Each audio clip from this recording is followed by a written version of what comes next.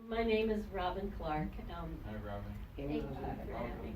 Thank Thanks you. for having me. The title of my talk today is Overcoming Through God's Grace. And again, I hope you go with my flow. I'm not accustomed to your order of service and things like that, but I think among friends you can do no wrong when you're speaking from your heart and speaking your truth.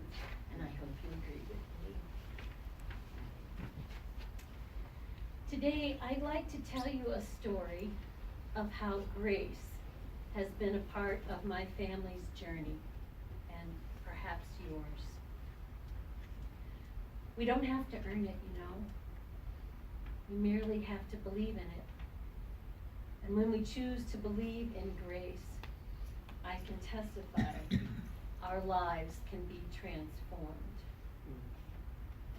As we read from Eric Butterworth, do you know him? Oh, Yes. my goodness.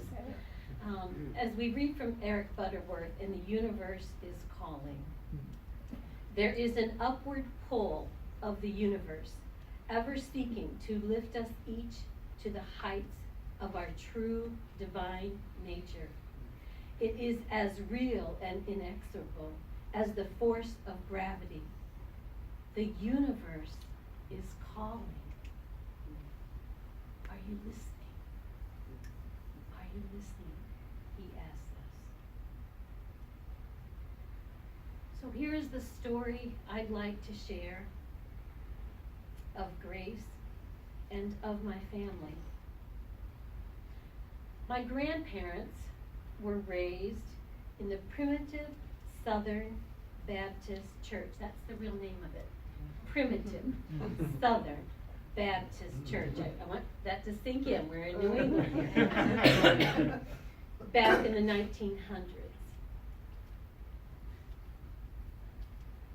You may liken the folks to that movie, and I say this with all dear love for my relatives, but Oh Brother, Where Art Thou? Have you seen that movie? Yeah. The primitive Southern Baptists are the ones that dunk you in the river. And have a very structured order of service in which women do not speak.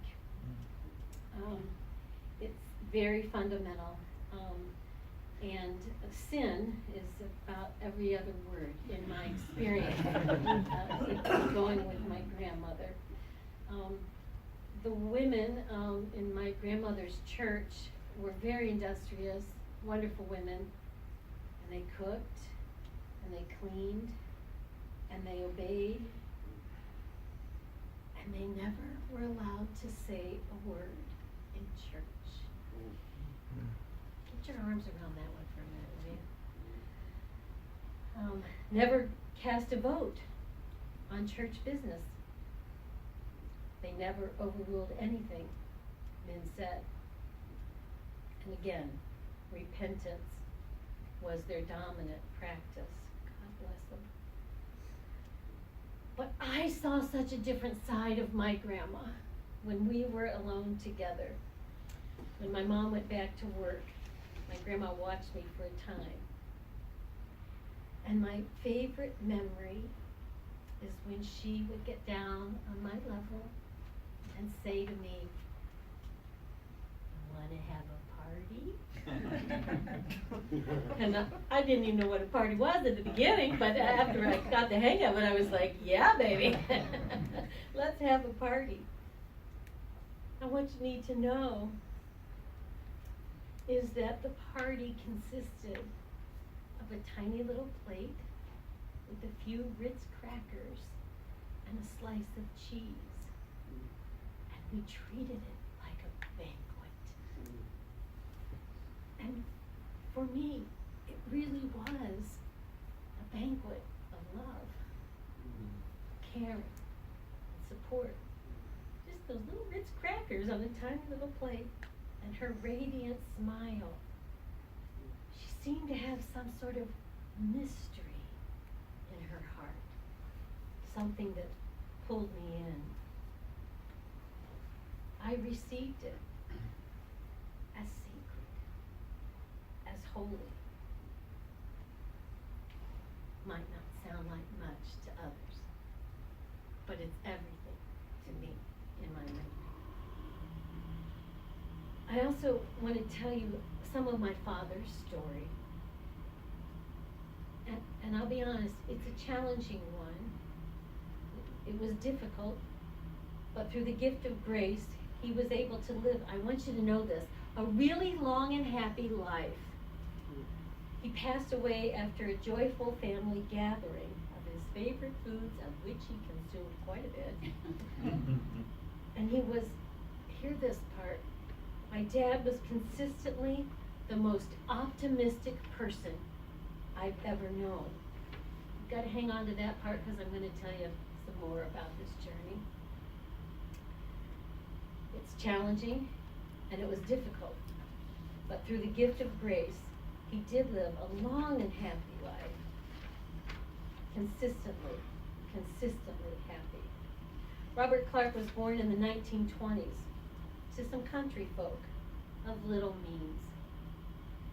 One of his happiest memories, he didn't share a whole lot about his childhood, but one that he told me repeatedly was his favorite Christmas gift one year.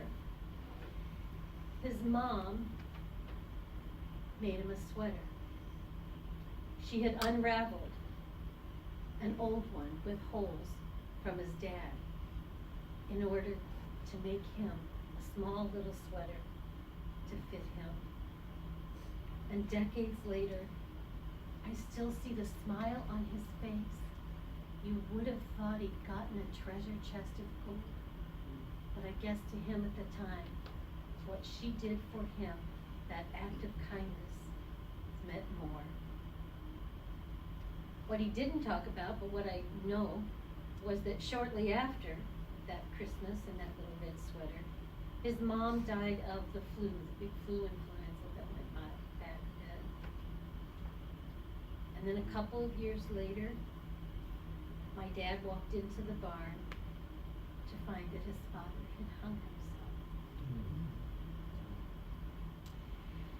He was fortunate enough to go to his uncle's house. They lived on a big farm. They raised Belgian horses. And my dad would grin every time he would talk about those horses. I don't know if any of you have a connection with animals, but some of us receive such joy and have some of our very best conversations with our cats and our dogs and our horses. And his memory of caring for those horses was a standout moment for him. My dad, as a young man, married a happy, gentle young woman. And one day, she was visiting him where he worked at a sawmill, and her dress got caught in the blades, and she was killed. Hang in there, because we're going to World War II, but we're going to get to the happy stuff. Shortly after, when my dad was drafted into the Army, he elected to become a medic. He landed with the first troops in D-Day on the beach, struggling to save lives. From there, he moved on with the front line as they crossed France. He lived in the cold winter of the Battle of the Bulge. When General Patton found him in charge of a large medical center, after all his superior doctors had been killed, he was promoted from sergeant to captain. There, but for the grace of God, my father often said, and then would look away and be silent for some time. When he survived and he returned home, remember there's a happy one. He found out that his sister had figured out he probably wasn't going to make it through the war, and she had spent all of his pay, all of the years he was in the Army. She had spent it. But again, my dad didn't talk about his life before the war or the horrors that he saw. I learned this part of his life from my mom, who told me some of the stories. Some male relatives he confided in. He said his 3 daughters didn't need to hear it, and he only wanted us to remember the happy days of his life. And I will say, he had a whole bunch of pictures of Parisian women when they liberated Paris. And for some reason, my dad had a camera and focused only on beautiful women. Even in that moment. Even in that moment. I'm not just talking about the attraction to the opposite sex, but that he was taking photographs of something beautiful in the midst of the horrors he was going through. You may be wondering why I'm sharing this personal story with you today. Because despite what my father went through he lived a very happy life because he decided that happiness is a choice. Do you believe that? Do we believe that? Do we live that? Happiness is a choice. When I knew him, he delighted in the smallest things of life, harmonizing with the family in song as we did the dishes, a great round of golf, a spirited card game. He had found that, as Eric Butterworth stated, the universe is calling, and he listened. He listened. Within weeks of my father's arrival home from the war, he met my mom. My mom, let me say, was engaged to the son of her parents' best friend. Keep that part in mind. She was called to fill in for a sick friend for a double date. It was meant as a casual evening of dinner and dancing amongst friends. After the night of dancing and talking, well, my mom broke off her engagement and married my dad within 3 months. You know a good thing when you see it, my dad said. My father said his true life began on that day. That was the beginning of his true life. After their wedding, my parents didn't go to church for several years. My mom decided that if what she had experienced in her mother's church was religion, she would take vanilla, as she often explained. I'm not sure what that phrase means, but it means that this is not so good for me. And she meant it. Something inside of her knew that their focus was not hers.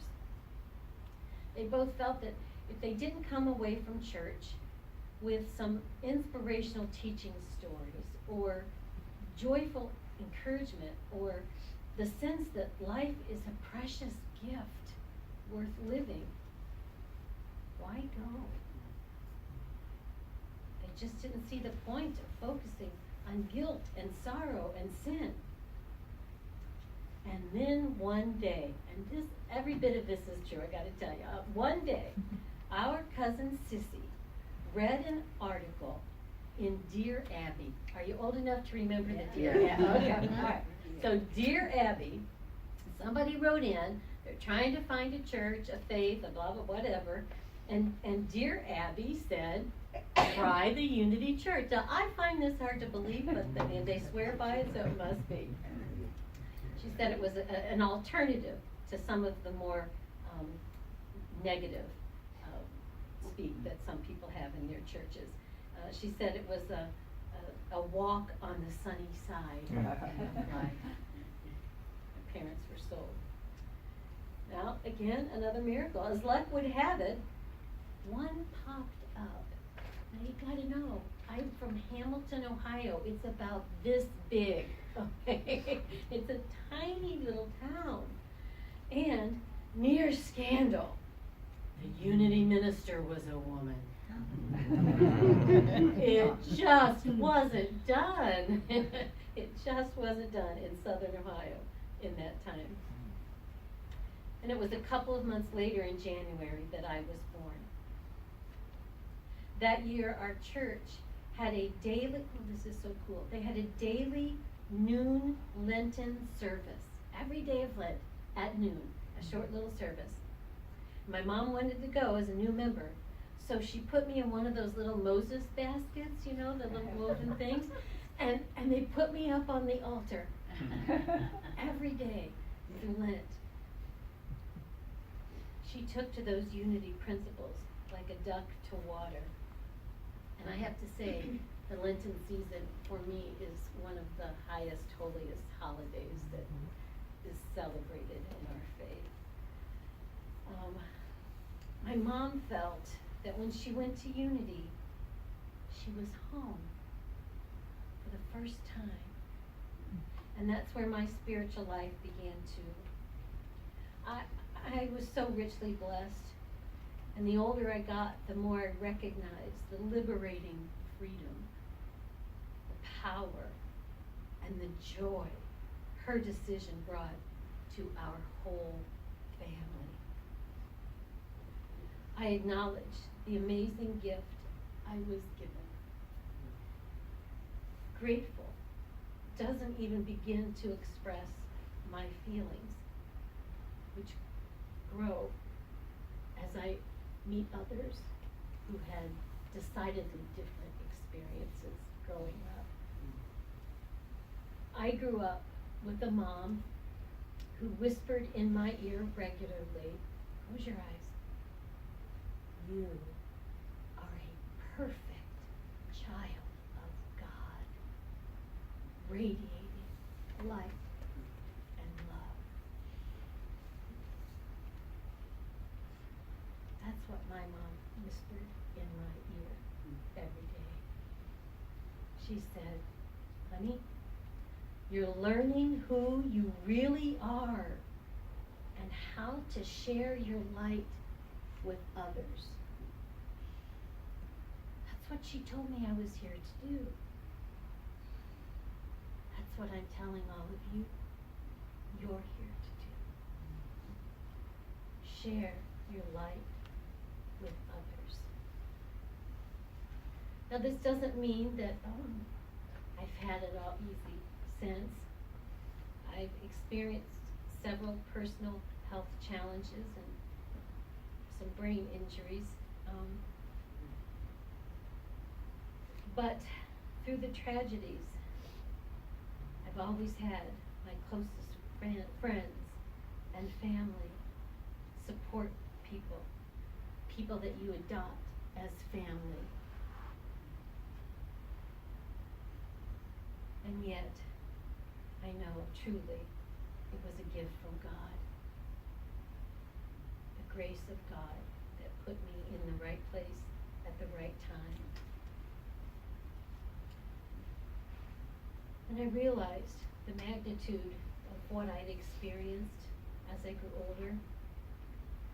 So my life's work has been to share with others what I experienced as a child. I'm deeply committed to Unity teachings. I was lucky enough to contribute to the youth education curriculum. I went to the village and we overhauled all of our lessons and brought them into the modern age. And it felt like such a wonderful way to give back. We have resources now that are meaningful and practical and interactive and vibrant as the children who attend the classes. Gratefully, we all learn and we all evolve. Now, back to a wee bit of history. At one point in our childhood, our finances had gotten tight and my mom went back to work full time. My dad worked long hours and we weren't as active at church as we had been. And I remember once we returned after some time off and my, God bless her, Sunday school teacher explained, the little lost lamb has been found. I was a little one, but I gotta tell you, I was highly insulted. And my thought bubble was, I was never lost. I don't know about you. But as I say, my little feathers were ruffled. I just couldn't imagine a teacher saying that. I was a little lost lamb. So I bugged my mom, and she allowed me to start attending the adult services. And, you know, I don't know how it is here, but in a lot of churches, people have their chair, right? Their spot where they usually sit. And I guess we chose to sit next to this beautiful painting. Are you familiar with the one of Christ knocking on the door? It's a very famous one. Well, for some reason, that's where we sat, and I was looking at that Sunday after Sunday. And I was intrigued by it. I don't know how you all perceive that painting, and I don't mean to detract from any joy and uplift that you get from it, but I was confused. It seemed to me like I should be the one knocking, not Jesus, but me knocking on the door of my own heart in order to move more deeply into the energy of Christ consciousness. Somehow, even then, it felt like it was an inside job. It wasn't Jesus' job to knock on my door. Only I can open that door with God's help. I have to be willing. I have to be willing. I share all this because this is my grace story, and I believe we all have one in one form or another. Those magical, mystical moments when you're guided exactly where you need to be, when you may not have even been aware of your own need to be there, but something called to you and you listened. One of those moments when you need to be open to new ways of being, when your heart signals that you're about to change lanes. May you embrace this moment of grace wholeheartly as it comes. Grace, when the universe rushes up to greet you and carries you to higher ground. And so it is, and it may be. Namaste. Namaste.